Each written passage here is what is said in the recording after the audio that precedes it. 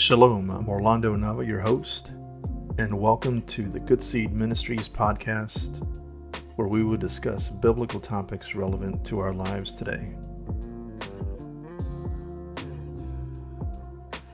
As we look at the days around us in our nation, we see so much turmoil and dysfunction, confusion, and sometimes it seems like, there's really no answers. However, as believers in the Messiah, we understand that the things around that we see in our world, in our nation, that we know that it will continue to degrade. It's biblical prophecy. We shouldn't be dismayed. We shouldn't be discouraged. As a matter of fact, Paul says in his epistles that we should comfort one another with these words. In context, he's speaking about the return of the Messiah taking place after the degradation of our world and our society in morals and its values and its running away from God, basically. And today's topic is going to be called the coming of Moshiach, or the Messiah. Prophecy that all believers are longing for. As you look around the spectrum of the world, not only with the believers in the Moshiach of the Messiah, but also Orthodox Jews in Israel, we see that many are speaking about the times that we are living in. The culmination of the coming of the Messiah is inevitable in many people's eyes. As you look at Torah, as you look at the Scriptures, the Brit Hadashah, the New Testament, everything is pointing to the coming of the Messiah. The world is looking for a unifier at this time, and we'll get into this later, but we know that there will be one that will come that will be against the Messiah, against Torah, the antichrist or the anti-Messiah. And we'll speak a little bit about that later on. But I want to start with a passage from Jeremiah, chapter 33, verses 14 through 18. It says, "Here the days are coming, says Adonai, when I will fulfill this good promise, which I have proclaimed for the house of Israel and the house of Yehuda, or Judah. When those days come, at that time I will cause to spring up for David a branch of righteousness. He will do what is just and right in the land. When those days come, Yehuda will be saved. Jerusalem will live in safety. And the name given to her will be Adonai, our righteousness. For this is what Adonai says, there will never be cut off from David a man to occupy the throne of the house of Israel, nor will there ever be cut off from the Kohanim, or the high priests, the priests, who are Levim, a man before me, to offer burnt offerings, burn grain offerings, and offer sacrifices every day." Jeremiah is telling us about that day when the Messiah returns, that when the culmination of the renewed covenant between the house of Judah and the house of Israel, he says that he will implement a descendant from David. And of course, we read this in Samuel, in the Tanakh, that God promised David a person from his lineage that will sit on his throne forever. And Jeremiah is tying that to the return of the Messiah. This Messiah will sit on the throne of David forever. Now, I know there's a lot of controversy with, well, does the temple have to be built for the Messiah to return? That's a hot topic in many camps. Some might say that all that is needed or required is the altar, because as we read in Daniel, which we'll read that a little bit later, it says that there will need to be sacrifices that will be ongoing, and the anti-Messiah will put an end to that covenant, will break that covenant, and the sacrifices will cease. which is what we call the abomination of desolation. So in order for the sacrifices to cease or to stop, obviously they have to be ongoing. And some might say that in order for sacrifices to be ongoing or to be initiated, the only thing that's needed is the altar, which is true. However, we see in this passage of Jeremiah, we see that he says, "For this is what Adonai says, there will never be cut off from David a man to occupy the throne of the house of Israel." So in order to have a throne, I would imagine you would need the temple. You would need somewhere for that throne to be in order for the Messiah, Yeshua, to occupy that throne. In either case, it seems that some sort of a temple has to be built. Some sort of a temple has to be standing in order for that throne to be occupied. Now, for the sacrifices to be happening, the temple is not necessary. The only thing that's needed is the altar. But there's a lot of things that have been going on for many, many years to initiate or to help bring about the building of the third temple. A man by the name of Rabbi Rickman, he's the director of the Temple Institute. He's produced all the ritual vessels that are necessary for the function of the Holy Temple, or the Beit Hamikdash, and he's training the Kohanim, or the priests, for this future work. If you look it up, anybody can look it up. You can see all the vessels that will be used in all the services that will be taking place in the temple when it is built. There's extensive training, and they are actually even trying to look at the lineage of who the priests are, so that they are qualified to start performing these tasks in preparation for the temple. Also, another thing to consider is that there has been a denial that a Jewish temple has ever existed, particularly in the Muslim community. They deny that this temple was ever put up. It was never there. It's always been their site, their holy site. And the Temple Mount is the most contested piece of real estate in the entire world. The religious implications of this site are immense. And as you can imagine, there's a lot of tension that goes into this. Even today, sometimes the Jews are not even allowed to go up to the temple. They're certainly not allowed to pray. The Muslim community controls that Temple Mount.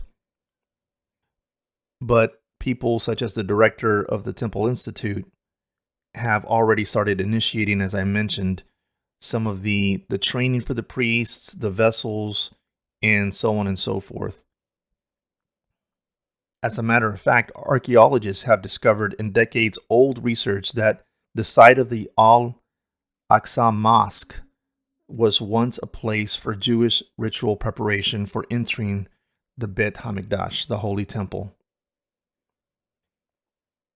After an earthquake destroyed the mosque's foundation in 1927, an archaeologist by the name of Robert Hamilton discovered beneath the floor of the mosque the remains of a Jewish mikvah, or a ritual pool that's used for purification. It dated to the time of the Second Temple period, when Jews immersed at this site before entering the temple precincts. Pretty interesting stuff. So you're continuously seeing proof that a temple was actually there. Rabbi Hillel Weiss, a spokesman for the Sanhedrin, has initiated a project of the planting of the biblical temple forest, which will serve the agricultural needs of the third temple. He's quoted as saying, "When people think about sacrifices, they think about animals and blood, but most were from plants grown around Israel." And Rabbi Rickman has also been leading the project to restore the red heifer. I don't know if some of you have been in the news or have seen what's been going on in Israel, but in order for a temple to be rebuilt, there needs to be a red heifer The scriptures dictate that a red heifer's ashes need to be burnt, that a red heifer needs to be burned. The ashes need to be used with water, with the mixture of water to purify a temple. So there cannot even be an initiation of the temple until we have a red heifer. And organizations such as the Temple Institute have been in search of this perfect red heifer. Basically, this red heifer has to be a cow, a female cow that has completely red hair, not one hair that's off color. It could not have worn a yoke in its life. There's a lot of stipulations that must be met in order for this to be a biblical red heifer. And we get this from Numbers 19. I'll read the first 10 verses there. It says, Adonai said to Moshe and Aaron, "This is the regulation from the Torah which Adonai has commanded.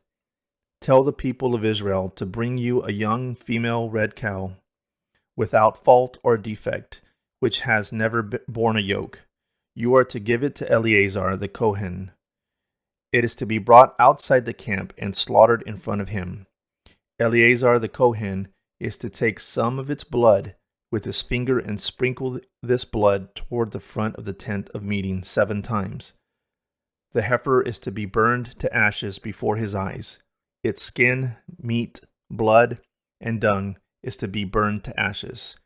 The Kohen is to take cedar wood, hyssop, and scarlet yarn, and throw them onto the heifer as it is burning up. The Kohen is to wash his clothes and wash himself in water, after which he may re-enter the camp, but the Kohen will remain unclean until evening. The person who burned up the heifer is to wash his clothes and himself in water, but he will remain unclean until evening. A man who is clean is to collect the ashes of the heifer and store them outside the camp in a clean place. They are to be kept for the community of the people of Israel, to prepare water for purification from sin. The one who collected the ashes of the heifer is to wash his clothes and be unclean until evening. For the people of Israel and for the foreigner staying with them, this will be a permanent regulation. This is Numbers chapter 19, verses 1 through 10. It's interesting to note that during the first and second temple periods, only 9 red heifers were used. According to Jewish tradition, the 10th red heifer will be used by the Moshiach, or the Messiah, when he returns. So as you can see, the implications are very, very great for the new temple, for the red heifer. Another thing to note is there has been reenactments of temple ceremonies such as Passover, which have been held to train the Kohanim, or the priests. This training entails the use of temple vessels for the third temple and practice on a newly constructed altar of burnt offerings. A few years ago, they reenacted a Passover, and in doing so, they had dedicated a new altar that they had built. So we are starting to see not only the temple vessels being used, the training for the Kohanim, or the priests, and their duties, the plants for the forest surrounding the temple, and we're also seeing the Sanhedrin, which is the leaders of the religious sect that are coming together in preparation for the building of the third temple. All this in culmination for the return of the Messiah. Unfortunately, currently the Muslims control the Temple Mount. There's a lot of controversy in how this is going to come about, if it's even possible. But of course, we know it is possible, but some will doubt. But it will take political action to reverse the situation. There's no question about that. It is a religious topic, don't get me wrong, but it will absolutely have to take political action in order for this to happen. Daniel 9:27 speaks of the anti-Messiah, or the antichrist, that will make the covenant that will allow sacrifices to begin once again. Now, what is that covenant that anti-Messiah, that antichrist, is going to make? There's a lot of teaching out there and different theories. that he will make a peace treaty between all these nations, and he'll break that peace treaty after 3.5 years. That's what some teachings we're told that. However, when you read Daniel 9:27, and we're going to read it here in just a bit, we see that covenant is tied to sacrifices. Well, what covenant in our scriptures is tied to sacrifices? It's the covenant that God made with his people. The commandment, the Torah, the things that God had commanded his people to do, which was sacrifices and offerings in the place that he would put his name. Mount Moriah, the Temple Mount. That is what we're looking at. So this is the key to reversing control of the Temple Mount and rebuilding of the third temple. This false Messiah will allow for the reinstating of all the temple functions. But then he will bring the sacrifices to an end after the 3.5 years. This is called the abomination of desolation. And Yeshua refers to this in Matthew 24, and he refers to Daniel 9 in reference to the abomination of desolation. So let's go ahead and read Daniel 9:27. It says, "He will make a covenant or a strong covenant with leaders for 1 week of years. For half of the week he will put a stop to the sacrifice and the grain offering. On the wing of detestable things, or abomination, the desolator will come and continue until the already decreed destruction is poured out on the desolator." So here we see that covenant that we were speaking about earlier is tied to the sacrifices. So this anti-Messiah is going to be a person who's going to allow the temple to be built, who's going to allow the sacrifices to be initiated. In order for that to happen, there has to be some political correctness, someone who's going to unify the Muslim community, the Jewish community, all these religious sects to come together and allow these things to happen. It's going to take a man of great charisma and be able to persuade people. He's going to need to be very persuasive in his ways. So this is the person that must come first before the Messiah returns. Orthodox Jews are saying that the coming of the Messiah is near as well. If you look at the Christian community, the believers in the Messiah, Yeshua, the community, everybody is on the same page, saying the same thing. The Messiah is near. The return of the Messiah is near. But of course, we know that the Messiah cannot and will not come until the anti-Messiah or the antichrist is revealed. And we read this in 2 Thessalonians chapter 2, verses 1, 2, and 3. It says, "But in connection with the coming of our Lord Yeshua the Messiah and our gathering together to meet him, we ask you, brothers, not to be easily shaken in your thinking or anxious because of a spirit or a spoken message or a letter supposedly from us claiming that the day of the Lord has already come. Don't let anyone deceive you in any way, for the day will not come until the apostasy has come and the man who separates himself from Torah has been revealed, the one destined for doom." Did you catch that? Did you see what it said? In context, he's speaking about of our Lord Yeshua the Messiah, and specifically when we're gathered to meet him in the air. That's the context of what Paul is saying here in Thessalonians. And he's saying not to be anxious. And that's what I stated earlier. We know these things have to happen, but don't be anxious because of a spirit or a spoken message or a letter supposedly from us claiming that the day of the Lord has already come. But listen to what he says here. Don't let anyone deceive you, for the day will not come. What day is that? The day that our Lord Yeshua the Messiah returns. That day will not come until the apostasy. That apostasy word, that word there means the falling away. Falling away from what? What else does it say? Until after the apostasy has come and the man who separates himself from Torah has been revealed. Most Bible translations will say the man of lawlessness or the lawless one. You have to understand that The word law in Torah in Hebrew is Torah. So the antichrist, the anti-Messiah, a better rendition of the translation would be the one who separates himself from Torah, the one who completely goes against Torah or against the Messiah, because we all know that Yeshua is the Word made flesh. Yeshua is the Torah made flesh.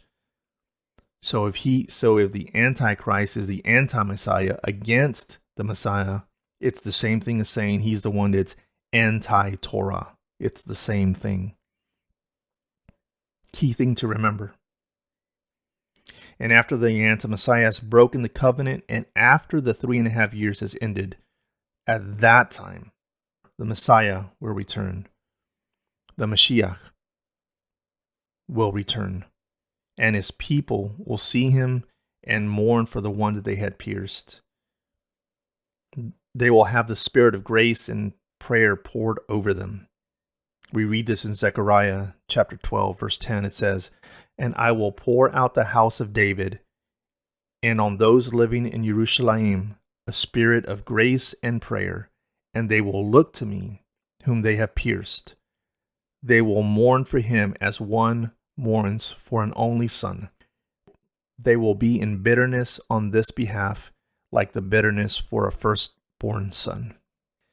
This is what's going to happen after the 3.5 years. God's people, the house of Israel, the house of Judah, will be saved. The gospel entails the house of Judah and the house of Israel. We as Gentiles can be grafted into that. But the good news, the gospel, is the culmination, the reconciliation of God's people. Although they had pierced him, it says here in Zechariah that those people that had pierced the Son of God, the Son of Man, on those people, he's going to pour out his spirit of grace and prayer. In other words, he's not forsaking Israel, as many are going to teach. He's pouring out his spirit on them and also those who have chosen to dwell with them, which is us as Gentiles, to be sojourners with them, to be grafted in, to become part of the commonwealth of Israel. On us, that spirit of grace and prayer will be poured, and the ones who had pierced him will look at him and mourn. All this in regards to the coming of the Messiah and the building of the third temple. And the way that our world is right now, we see that there is no other way. There is nothing else that can happen but a culmination of these things. And so I hope this teaching was a blessing to you as we continue to move forward through these days and prepare yourselves, prepare your family, prepare your friends, and just get your life and get your family right with God. Start following Torah, start observing Torah, and keep your eyes fixed on the Messiah. Another key note that I wanted to mention, today is July 28th, 2022, so we are coming close on Tisha B'Av, the 9th of Av. This is going to begin on August 6th. This day marks the day that both the first and second temple were destroyed. We're looking for the third temple to be built. But the first and the second temple were both destroyed on this exact same day, the 9th of Av. And this is the day that the Jews commemorate this day with a time of fasting and mourning, that they consider it the saddest day of the entire year, the entire biblical year. What's ironic is the 9th of Av is also the date in which the expulsion of the Jews in England occurred and the banishment of all Jews from Spain. So there's a significant, extremely significant implications of this day, the 9th of Av, which this year begins on August the 6th. So that's something that you do observe. I do encourage you to observe it. We will be observing it with fasting also on that day, and mourning and with prayer. So with that, I leave you, friends. Shalom. May you have a peaceful day of rest. Shabbat shalom.